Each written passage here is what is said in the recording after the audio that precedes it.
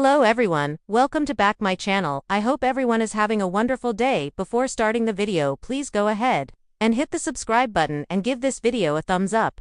The Bold and the Beautiful B&B recap for Tuesday, July 29, reveals that Luna Nozawa Lisa Yamada was confirmed to be alive on screen after Lee Finnegan's Naomi Matsuda leave of absence puzzled John Finn Finnegan Tanner Novelin.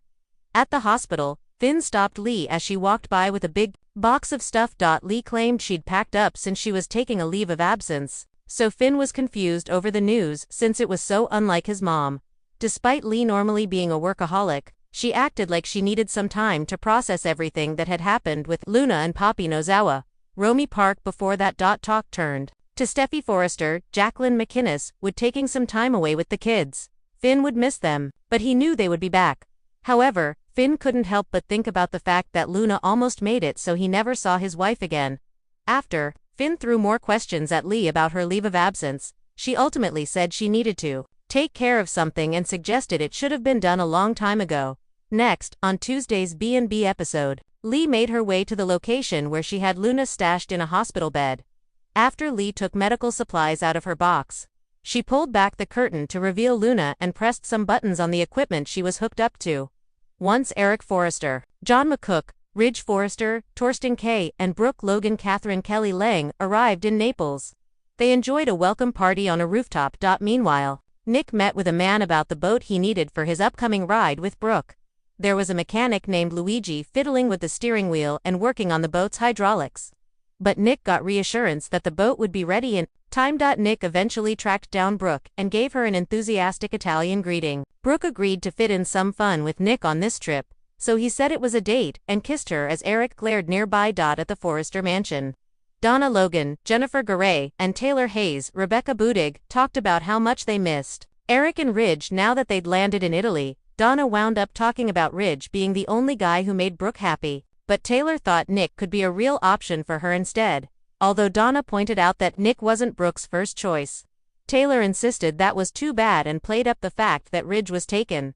The Bold and the Beautiful spoilers say Taylor has some heartbreak in her future, so stay tuned for updates on how Ridge and Brooke's inevitable reunion will affect her. CDL will have other terrific Bold and the Beautiful spoilers, updates and news to check out. So make us your favorite B&B hotspot. Italy arrivals and old tensions. Resurface. The episode opens with a sunlit arrival of Eric, Ridge, and Brooke at a picturesque hotel overlooking the Amalfi Coast. They're greeted by crowds who cheer, snap selfies, and herald the kickoff of their glittering work and pleasure trip. Eric raises a toast. Let the magic of Italy begin. Brooke, enthralled by her surroundings, mentions an upcoming collaboration with famed Italian designer Luisa Beccarion artistic venture that promises to bridge Forrester creations with European haute couture. While across town, Nick Spencer arrives at a marina with a plan brewing. He's coordinated a special route in a boat. Legend says that sailing through a natural rock tunnel while kissing your lover guarantees eternal happiness. Nick's clearly plotting something significant. He pulls out a ring box, rehearsing his proposal to Brooke. Even with engine hiccups in getting the boat ready, he's determined. Later, he spots Brooke on the hotel rooftop, calls out "Ciao Bella," and kisses her, while ever observant Eric looks on with displeasure. Back home in Los Angeles, Taylor and Donna catch up over Ridge's text that they've landed in Italy. Taylor attempts to convince Donna that Brooke should move on from Ridge, pointing out that Nick would follow her to the ends of the earth. Donna stands firm. Only Ridge can make her sister truly happy. A distinct tension emerges about whether history might repeat itself with Brooke and Nick. Finn and Lee, the leave that raises eyebrows shifting to the Forrester Creations offices. Finn spots Dr. Lee Finnegan lugging a box out of her office. Shocked, he asks what's going on. Leaver professional and minimal announces she's taking a leave of absence for the first time in her career. She says she's exhausted and wants to maybe even read a book, which raises Finn's suspicions. She points out that Steffy is also out of town right now, perhaps as if she's following a family trend. When Finn presses for more, Lee vaguely hints she's taking care of something she should have done a long time ago. Before hurriedly exits mid-conversation, Finn's reaction is layered. He's worried about his mother's suddenness, but also conflicted by the weight of Steffy's near-destruction at Luna's hands. He remarks, "Luna almost made it so I would never see my wife again." Lee simply reiterates when she return, as long as she needs leaving. Finn unsettled and puzzled.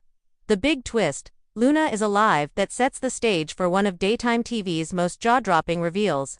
Lee walks into her apartment, unpacks medical equipment for pumps, monitors, and more, then removes a curtain from a makeshift hospital bed to reveal Luna, weak and recovering. The woman everyone believed to be dead is unmistakably alive. It's a stunning visual reversal. While the world mourns, Luna sleeps under Lee's private care. Hidden truths, flashback context, and Lee's motives. Viewers are reminded of the gripping hospital ordeal back on July 10th. In the OR, Luna had flatlined after the beach house shootout. Lee and Dr. Bridget resurrected her heartily, shouting Nozawa power, before reviving Luna with a defibrillator. Luna stabilized, but later, Lee shockingly declared she had died during recovery.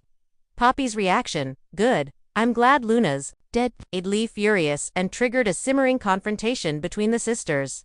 It was a deeply emotional deception. Lee appeared wounded, but resolute.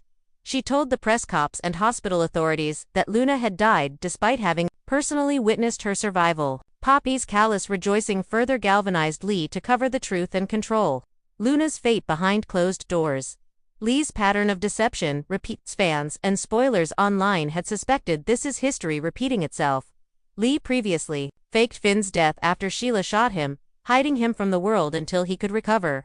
It's now clear that Lee is doing the same with Luna, preserving her life, but also orchestrating a narrative in which she never existed publicly. Folks have noted that her sudden leave, her secretive behaviors, and the surgical gear hidden in her apartment are deliberate clues dropped to viewers but not to Finsoap.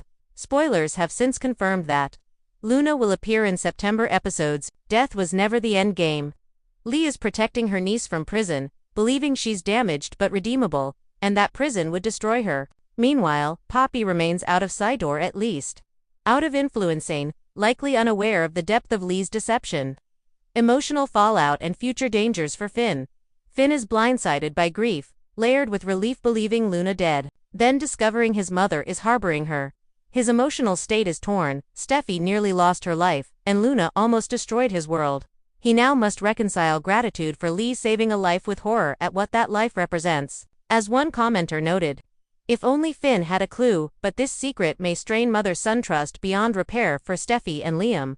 Though they're in Italy now, their absence is rooted in trauma. Steffi needed distance after being victimized.